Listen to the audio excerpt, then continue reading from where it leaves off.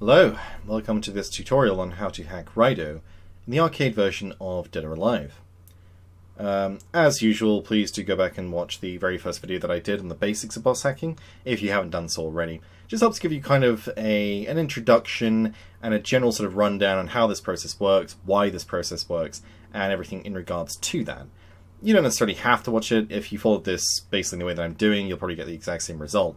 But I think it's just a better way to generally understand how this works and why it works. As always, you will need the program itself actually open, as well as a hacking program, such as either Art Money or Cheat Engine. Once you open this, also make sure to actually select the process that you're hacking itself, which in this case is Dead or Alive. I'm emulating Dead or Alive on the Model 2 emulator, that's just what it's known as. It's still not great, unfortunately, as an emulator. It's still pretty flawed and could stand to be a fair bit better, unfortunately. People have been working on it for years, but it's never really gotten much better, but that's just basically what we have to deal with. Model 2 emulation is currently being developed in MAME, and it seems to be progressing quite speedily, so that might actually overtake it at some point. But at this point in time, we just have to deal with what we have, basically. That's not the end of the world, because Dead or Alive, from what I can tell, more or less emulates perfectly. Unlike, Lost Bronx, that has a few glitches, especially with some of the bonus matches. This one seems to have no problems whatsoever, from what I can tell, which is very good. Also, in addition to these two programs, you will require the character values for this game. Now, how I acquired these was quite an interesting thing, because these values, from what I can tell, they're not present in this game, or at least they're not present in the way that you'd think. The way I found them out was actually by looking up on Dead or Alive 5 hacking, and just taking the first few values from that for Dead or Alive 5.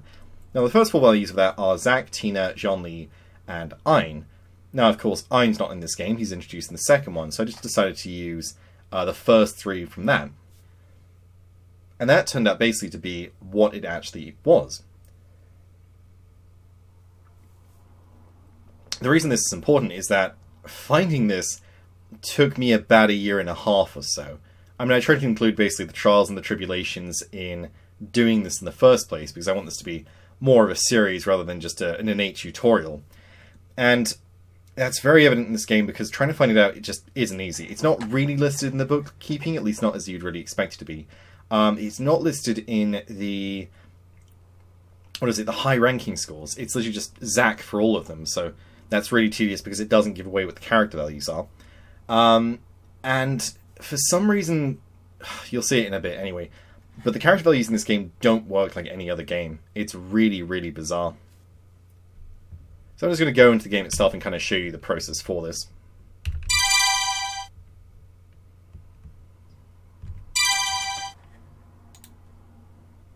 Let's also mute that.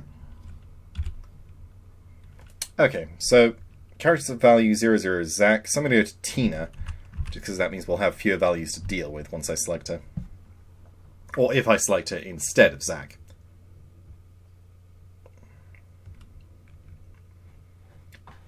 Right. Then I search. Make sure to change the address range to all. It won't work otherwise. I don't even know why that option's in here. It doesn't do anything helpful. And then if you want to get back and just kind of reset the game, press F2 in the simulator and then F2 again. It'll just take you to the BIOS screen, then you can instantly go back into the game. It's not the fastest, but again, this is what it is, as at least it works, basically. That's the low expectations you have to have when it comes to hacking. Right, so Jahn-Lee next. And of course, for the first value you search, then every value afterwards you'll filter for it. So Jahn-Lee in this case is 02, so I'll filter for that. Do it a few times just to kind of narrow down a few more values. It's not always necessary, but I'd recommend it, it's helpful.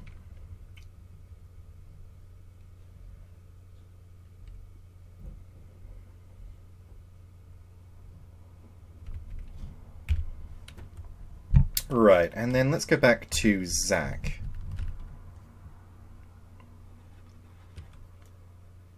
Then he's value 00, so I'll just filter for 0.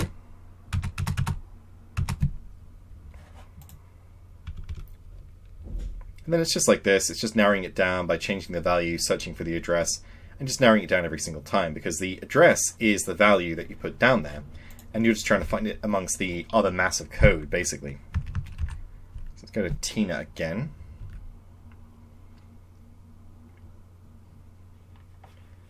And then filter for 01. Alright, that's more or less there from what I can tell. Let's put all those in there. I'm going to give it just one more go, just to be extra sure. Because if you mess around with the coding for this game, it can potentially make the emulator crash. Which is unfortunate, but again, that's the emulator. So all these should be 2. Okay, so some of them aren't, that's a good sign. If they're not 2, just delete them.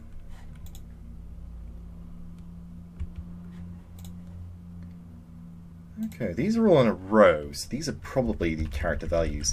They tend to be much... You tend to have more values and more addresses if it's a 3D fighting game, I guess because it's related to the model, the moveset, and various other things in regards to that.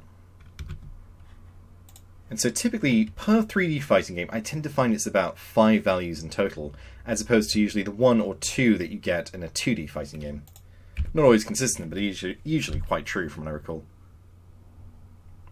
So put 11 in there. And yeah, there's Raidou. And that's it, because I found the values themselves, and now I can play as him. He is actually time released in this game, but time release doesn't work in an emulator because it resets the time every time.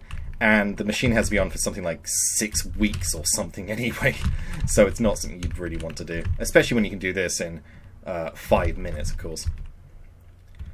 Now, I don't know if this will happen the way it did before, because sometimes it does, sometimes it doesn't. A bit like with Namco's games. If I type in character value 3 for all of these...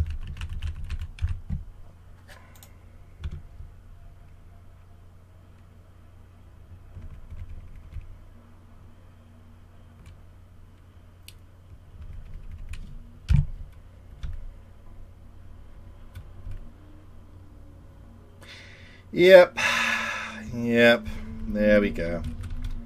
This is the fucking reason why I couldn't find the character address for this game for a year and a half. This. I don't know why this is. I have no clue why the programming for this game is so messed up. But it is absolutely ridiculous. I'll just show you a few more because it's absolutely absurd. There is like garbage data or something stored in the values, and that's why you can't find any of it.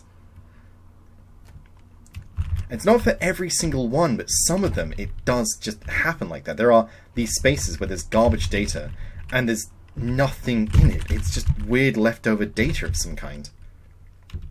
If you data mine the game, you might actually find some unused characters or models or something of the sort, but I don't have the intellect all the time to do that, quite frankly.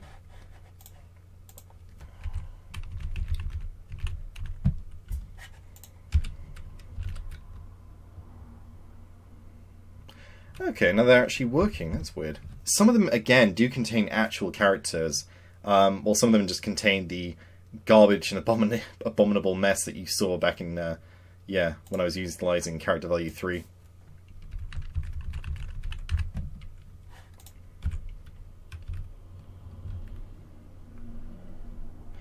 Okay, most of the rest of them are alright. That's weird.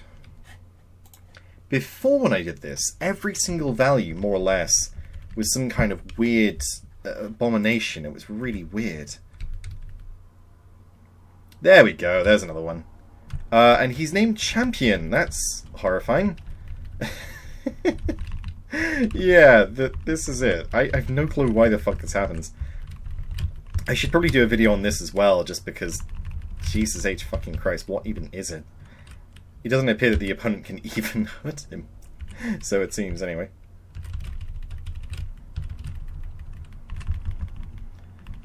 Can he get hurt? I guess he can, yeah. He can't be thrown, what the hell? Can he jump? No. Yeah, so that's Champion, the dead or alive character you never knew about, and sure as hell never wanted to know about, because of course now he will be in your nightmares.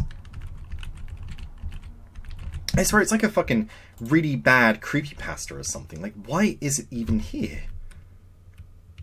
And that's fine, that's just Bayman. But there are just a couple of garbage values, and I have no clue why they exist. They could actually refer, as I said before, to unused characters. Entirely possible. But again, here's another one, who's called Wins, apparently. Yeah, this is a character you never knew about. Certainly probably didn't want to know about, but, well, that's the joy of hacking. You get wonderful things like this that were never supposed to be. I'd actually recommend just going through and just messing about with a whole bunch of values, seeing what you can find. I think I found like some 3D signs or something by doing it before, if I recall correctly, but yeah, I didn't look into it too much just because it's so absolutely ridiculous. Anyway, that's how to hack Raidou in Dead or Alive 1. I think Chrysalid's done this before, but she would never tell me how to do it, so unsurprisingly that kind of made me even more determined to do it. And I like to be very open with my methods and how I do this, and that goes basically to anyone, more or less. I feel this stuff should be open, should be documented, and anybody should be able to do it, and especially carry it on, because of course I won't be doing it forever. Anyway, I hope you enjoyed this. I know those of you who like sort of weird, abominable glitches like that will probably enjoy it, certainly. Yeah, thanks very much, as always, for watching. Any questions, yeah, feel free to leave them in the comments, and yeah, basically anything else you like. Indeed, again, thank you very much for watching.